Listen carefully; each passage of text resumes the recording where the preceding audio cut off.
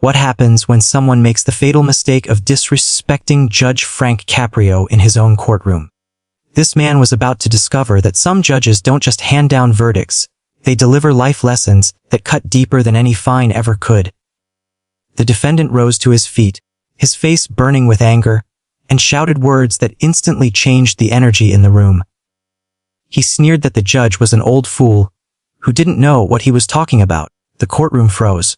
Judge Caprio slowly removed his glasses, fixed his eyes on the man, and what he said next left everyone stunned. What unfolded over the next minute would become one of the most talked about courtroom moments in Providence history.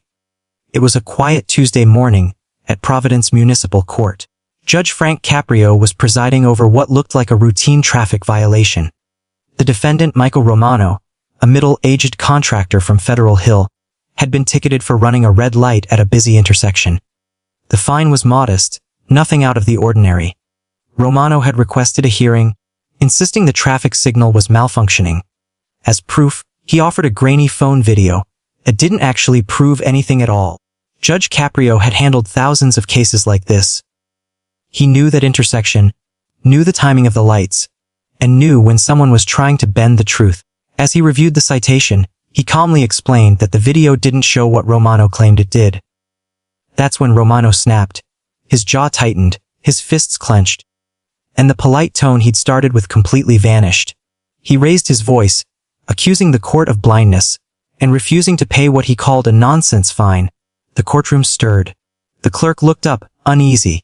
The bailiff straightened in his chair, instinctively preparing for trouble. Everyone could feel that this wasn't ordinary frustration. Something darker was boiling over. Judge Caprio stayed composed, his voice steady but firm, instructing Romano to lower his voice and show respect for the court. But Romano was beyond reason. The pressure of a failing business, a recent divorce, and mounting debts spilled out in a burst of misplaced fury aimed at the one person in the room who held all the authority. Romano laughed bitterly and stood up without permission. He mocked the judge, accusing him of looking down on working people and playing God from behind a robe. The silence that followed was suffocating. Typing stopped. The bailiff stood ready. Spectators held their breath. Judge Caprio slowly removed his glasses and placed them on the desk with deliberate care. When he looked up, his expression wasn't angry. It was disappointed, and somehow that was far more powerful. In a quiet voice that carried absolute authority, he told Romano that he had just made the biggest mistake of his day, and possibly his year. Still riding his misplaced bravado, Romano taunted the judge, daring him to do something, insisting he wasn't afraid. That's when Judge Caprio did the unexpected. He smiled, not warmly, not kindly, but with the calm confidence of a man about to deliver a masterclass in consequences. Without breaking eye contact, he instructed the bailiff to escort Romano to holding so he could reflect on how he addressed the court. Panic flashed across Romano's face as his confidence collapsed. He protested, insisting he hadn't done anything illegal. Judge Caprio leaned back, fully and calmly explained that what Romano had just committed was contempt of court, a serious offense with serious consequences. He picked up his pen, and the quiet scratch of ink on paper echoed through the room. The original traffic fine stood, but because of Romano's behavior, additional penalties were imposed. A heavy fine for contempt, another for disorderly conduct, and for questioning the court's competence and the judge's understanding of the law. Judge Caprio ordered him to complete hours of community service. In that moment, everyone watching understood something powerful. In Judge Caprio's courtroom, disrespect doesn't just cost money, it costs pride, dignity, and freedom. Specifically, you'll be working with the Providence Parks Department, cleaning the same intersections where people, like you, believe traffic laws don't apply.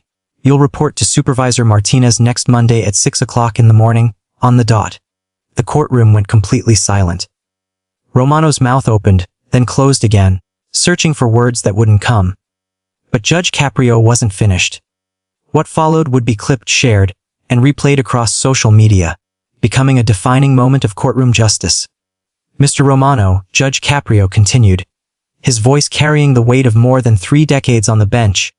You walked into this courtroom today, thinking you could intimidate an old judge into dismissing your ticket.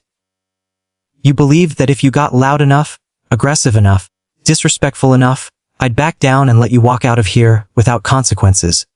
The judge stood up. His black robe seemed to amplify his presence, even with his modest frame. Let me explain something about respect, son. Respect isn't something you demand, it's something you earn. And today, you earned the opposite. You showed everyone in this courtroom exactly who you are when you think no one can stop you. Romano tried to interrupt, but Judge Caprio raised his hand. The authority in that single gesture shut the room down instantly. I've been sitting on this bench for over 30 years, the judge said. I've seen thousands of people come through that door. Some are having the worst day of their lives. Some made honest mistakes. Some are dealing with problems far bigger than a traffic ticket. And for those people, I try to show compassion, because we're all human beings just trying to get through life. His voice grew stronger, more deliberate. But you didn't come in here overwhelmed by life, Mr. Romano. You came in here full of arrogance. You came in here believing the rules didn't apply to you. You came in here ready to attack anyone who dared to hold you accountable for your actions. You called me an old fool, Judge Caprio continued, stepping out from behind the bench and moving closer. So let me ask you something. How foolish is it to run a red light and put other people's lives at risk? How foolish is it to lie when you get caught? And how foolish is it to walk into a courtroom and think you can bully your way out of consequences? The color drained from Romano's face. The swagger was gone. Do you know what's really foolish, Mr. Romano? Thinking that disrespect will improve your situation. Thinking that yelling makes you right. Thinking that insults are stronger than integrity. The judge paused, letting every word settle.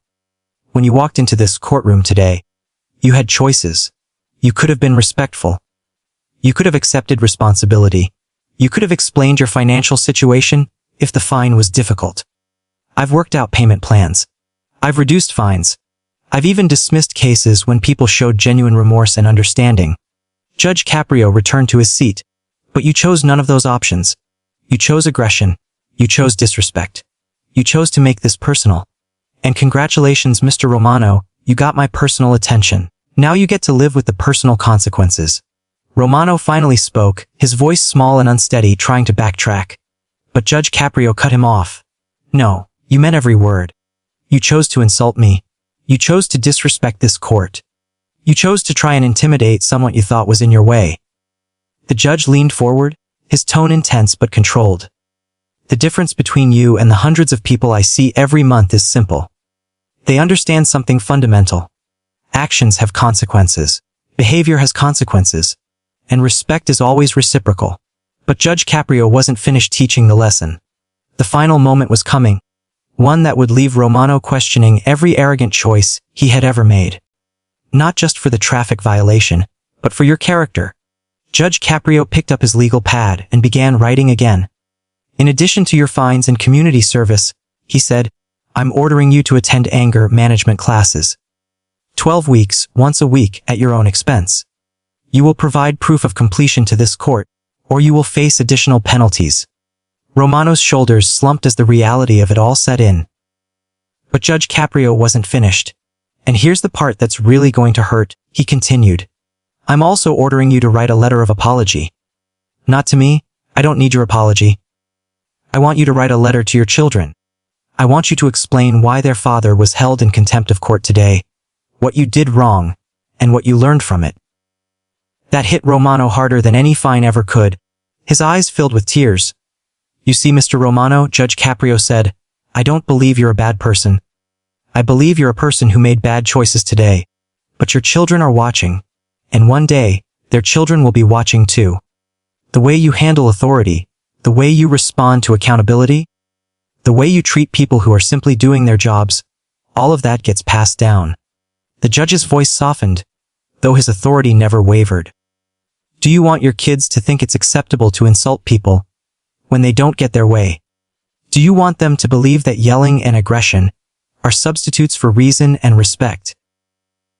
Do you want them growing up thinking the rules don't apply to them? Romano was crying now, not from anger, but from shame and the sudden realization of who he had been in that moment. I didn't think, he whispered. No, you didn't think, Judge Caprio replied. And that's exactly the problem. You reacted instead of thinking. You attacked instead of communicating. You demanded instead of asking. The judge stood one final time. "Here's what's going to happen now, Mr. Romano. Officer Ricci will report you downstairs to be processed for contempt. You'll be released in a few hours, but you'll have plenty of time to reflect on this conversation. And when you get home tonight, you're going to look at your children and decide what kind of man you want to be." Judge Caprio glanced down at his notes. "Your total fines are now $885. Your community service begins Monday.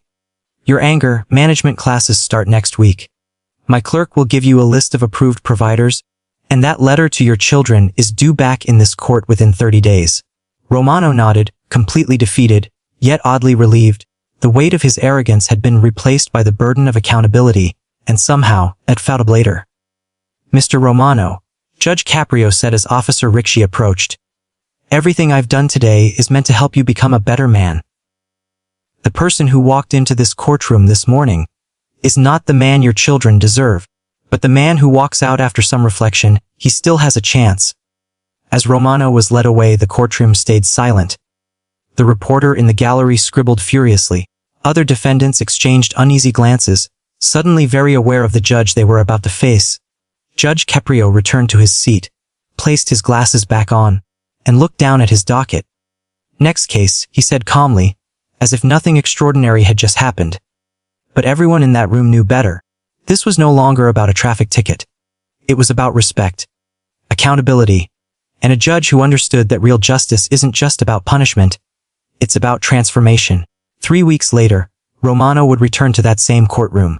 He'd begun anger management classes, started his community service, and submitted a handwritten letter to his 2 teenage children. Judge Caprio read it privately and made a note in the file: genuine remorse, meaningful understanding. But on that Tuesday morning, as Romano was taken away, all anyone knew was this: they had just witnessed a man's arrogance dismantled, not by anger or force, but by truth. Delivered with steady authority and unexpected compassion, Judge Caprio closed the file, adjusted his glasses, and reached for the next case. He was ready to offer the same balance of fairness and firmness to whoever walked through his courtroom next. Because that's what real leadership looks like. Real leaders draw clear lines. They uphold standards. And they never allow kindness to be mistaken for weakness. The man who had insulted Judge Caprio had paid the price, but not in the way he ever imagined. The consequences reached deeper than fines or handcuffs, shaping him into someone better. Yet the story didn't end there. What followed would prove that Judge Caprio's style of justice creates ripples far beyond the walls of his courtroom. 2 months later, Michael Romano returned for his final review. He barely resembled the furious, defiant man who had once been led away in cuffs. His posture was calm and confident now, head up, shoulders relaxed, no trace of the aggression that once defined him. "Mr. Romano," Judge Caprio said, scanning the file, "I see you've completed your anger management classes, finished your community service, and submitted your letter. Tell me, how has this experience changed you?" Romano stood, hands clasped respectfully in front of him. "Your Honor, I need to be honest. That day I stood here, I was angry at everyone except the one person who deserved it, myself. My business was falling apart because I treated customers the same way I treated you. My marriage ended because I couldn't take responsibility for my mistakes." The courtroom was silent, but this time the silence was filled with attention, not tension. "When you made me write that letter to my kids," Romano continued, emotion steady but clear, "I had to face the example I was setting. My 15-year-old son told me he was embarrassed to tell his friends what happened to his dad. That hurt more than any fine ever could." Judge Caprio nodded slowly. "But then my son told me something else. He said he was proud of me for owning my mistakes and trying to change. He said most adults just make excuses, but I was actually doing something about my problems." Romano paused, gathering himself. "During my community service, cleaning intersections, I met others just counting down the hours. But I started seeing it differently. Every piece of trash I picked up reminded me of respect for the community, the law, and the people who live there." Judge Caprio leaned forward, fully engaged. "The anger management classes taught me something critical," Romano said. "My anger wasn't really about you or the ticket. It was about feeling powerless. And I learned that real power isn't reacting. It's choosing your response. It's taking responsibility instead of blaming others." The transformation was undeniable. The man who once hurled insults now displayed a level of emotional awareness many never reach. "Your Honor," Romano said, "I didn't come back just because I had to. I came to thank you. You could have punished me and moved on. Instead, you taught me something about myself that I desperately needed to learn." Judge Caprio removed his glasses, not to deliver discipline, but in a quiet moment of sincerity. "Mr. Romano, that's exactly why I became a judge. Justice isn't about punishment alone. It's about helping people become better versions of themselves." The judge stood, something he rarely did. "In 30 years on this bench, I've seen thousands make mistakes. Only a few take real responsibility. And fewer still truly change because of it. Today, you're part of that rare group." Turning to the courtroom, Judge Caprio addressed everyone present. "This is what accountability looks like. This is what roadability looks like." Mr. Romano didn't just complete his requirements. He used this experience to become a better father, a better businessman, and a better member of his community. He looked back at Romano. "I'm dismissing all remaining penalties and closing your case. But I'd like to ask you something. Would you be willing to speak with other defendants, just as someone who's been where they are and found a way forward?" Romano's eyes filled with purpose. "Your Honor, I'd be honored. If my story helps even one person avoid my mistakes, it was all worth it." And that's exactly what happened. In the months that followed, Michael Romano became an unofficial voice of accountability in Providence Municipal Court. He sat in the gallery, speaking with defendants trapped in the same cycle of anger he once lived in. The ripple effects spread even further. His construction business recovered as he rebuilt relationships with respect. His bond with his children grew stronger. He even began dating again, this time with emotional maturity and self-awareness. Judge Caprio's approach achieved what traditional punishment rarely does. It changed someone at the core. The man who once saw authority as something to challenge now understood it as something worthy of respect, not out of fear, but trust. This is the true legacy of Judge Frank Caprio. He doesn't just process cases. He transforms lives. His courtroom isn't merely a place of judgment. It's a classroom for responsibility, respect, and redemption. The original traffic ticket was only $85. But the lesson in character, accountability, and respect, that was priceless, and it continues to pay dividends in every part of Michael Romano's life.